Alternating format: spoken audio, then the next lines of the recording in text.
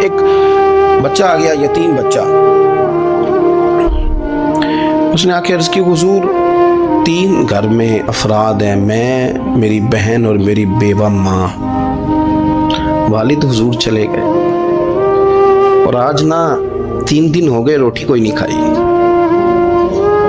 میں اس منظر کو بھی جانتا ہوں کہ جب یتیم گھر میں اکٹھے بیٹھے ہوتے ہیں اور پتہ ہوتا ہے ان کو کہ ہماری اماں کے پاس آج پیسے کوئی نہیں اور گھر میں روٹی بھی کوئی نہیں، تو پھر ان کو بھوک ہی نہیں لگتی۔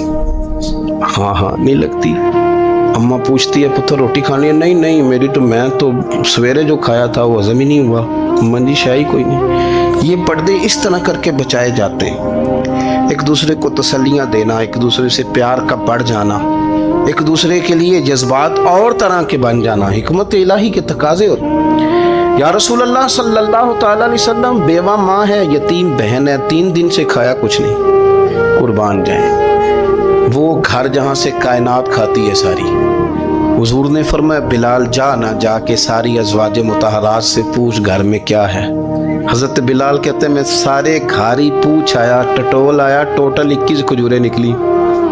یہ 2 جہاں کے شاہ ہیں اور پاس کچھ رکھتے نہیں، 2 جہاں کی نعمتیں ہیں، ان کے خالی ہاتھ میں حضور کے سارے گھر کو میں ڈھونڈ 21 کھجوریں نکلی تو لا کے میں نے پیش کر دی، تو حضور نے ڈائریکٹ اس کو نہیں دی، نبی پاک نے اپنے ہاتھ پہ رکھ لی اور کہتے ہیں پھر حضور نے نا اپنا منہ مبارک قریب کیا کھجوروں کی۔ صحابہ خود فرماتے ہیں کہ یہ جو حضور نے منہ مبارک قریب کیا ہے نا، تو نبی پاک برکت کی دعا کر رہے تھے، 21 کھجوروں پہ برکت کی دعا ہوئی۔ حضور نے اس بچے کو بلایا، تھپکی دی، فرمایا لے جا 7 تیری بہن کی۔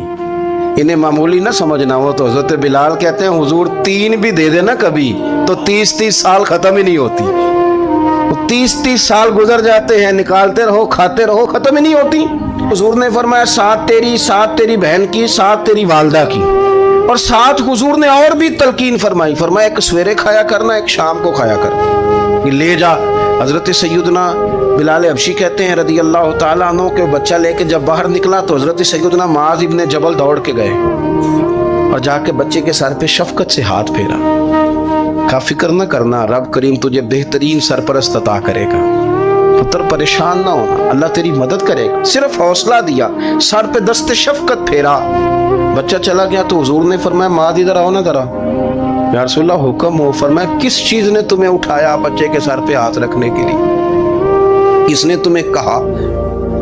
کس چیز نے تمہیں اٹھایا جو تم بچے تک پہنچ گئے؟ عرض کی یا رسول اللہ وہ جو میرے دل میں اللہ نے یتیم کے لیے رحمت رکھی ہے نا، اس نے مجھے اٹھایا تھا، اور میں نے جا کے اس کے سر پہ دست شفقت پھیرا۔ تو حضور فرمانے لگے سن پھر، جو کسی یتیم کے سر پہ خالی ہاتھ بھی پھیر دے، جتنے بال اس کے ہاتھ کے نیچے آئیں گے نا، رب اتنی خطائیں معاف کرے گا، اتنی نیکیاں دے گا، اتنی درجے اس کو بلند کر دے گا۔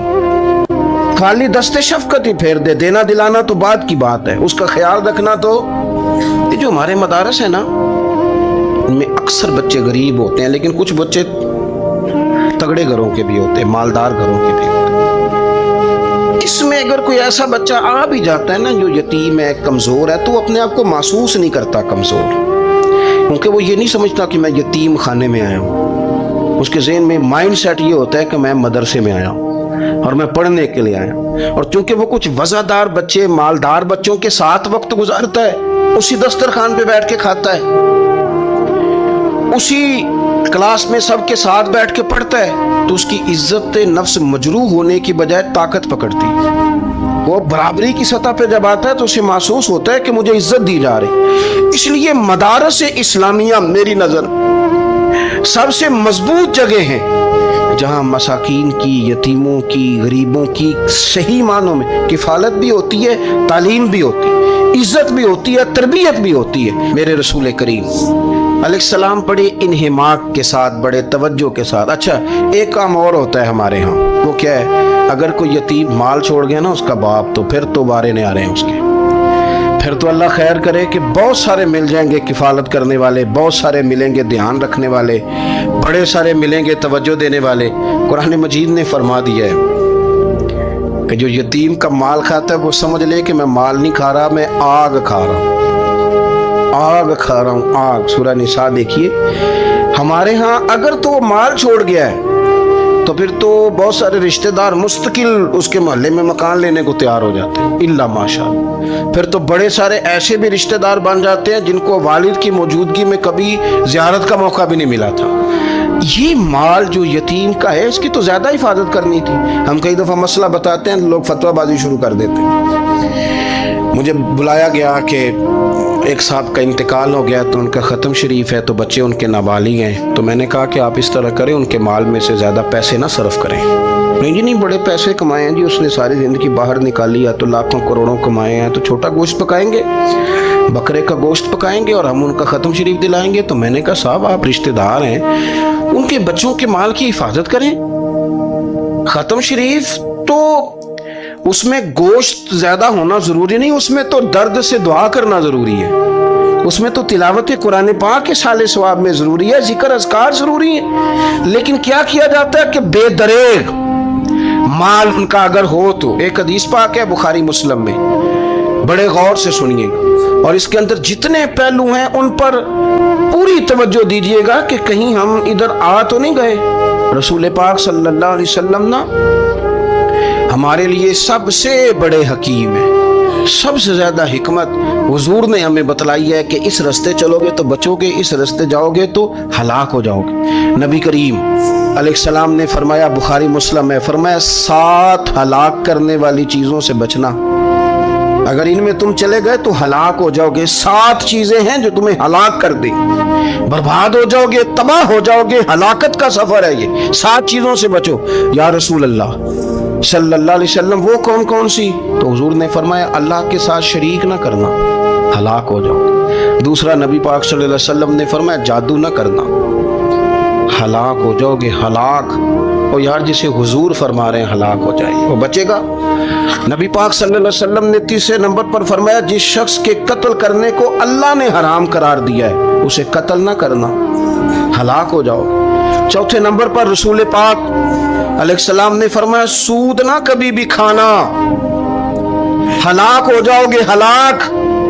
बड़ी बड़ी दलीलें दी बैंक वालों ने, बड़ा समझाया तो आदि साहब मान गए, मोहतरम मान गए, कहने लगे नहीं जी नहीं वो कारोबार में लगाते हैं। बड़े भोले भाले हैं हम, पता सारा है। और देखो सब कामों के बावजूद मुस्तकिल बैंकों में पैसे उस अकाउंट में रखे हुए हैं जहां से मुस्तकिल सूद आता है। हुजूर ने फरमाया न करना ये काम।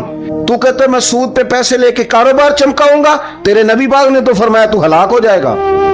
तू कहता है मैं मिल लगाऊंगा, हुजूर ने तो फरमाया हलाकत है। तू कहता है मैं बड़ा कुछ कर जाऊंगा तो हलाकत है। अच्छी तरह समझ ले, असल माल भी जाया हो जाता है उस बंदे का जो सूद का माल मिला लेता है, असल बरकत भी उड़ जाती है। और मेरे नबी पाक सल्लल्लाहु अलैहि वसल्लम ने 5वें नंबर पे फरमाया यतीम का माल न खाना, हलाक हो जाओगे।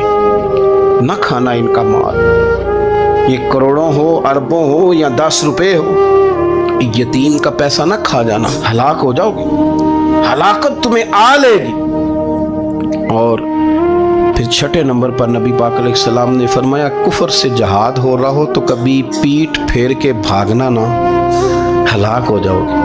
और 7वें नंबर पर अल्लाह के रसूल ने फरमाया बेकसूर और बेगुनाह औरत पर तोहमत ना लगाना, बिला वजह बहू के खाते ना कुछ डाल दे, बिला वजह भाभी और बीवी और किसी भी खातून पर कोई इल्जाम बेकसूर औरत पर बहतान ना लगाना।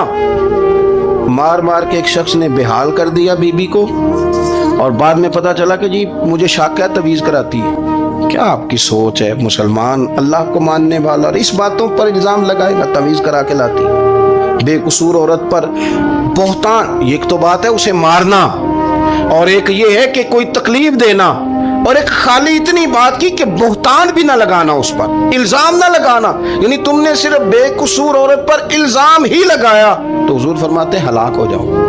ये हलाकत वाला काम है, लेकिन हम बगैर सोचे समझे कह देते हैं उसने कहा है, उसने किया है, ये करती है, ये काम नहीं करें। ये 7 वो चीजें हैं जो हलाक कर देंगी।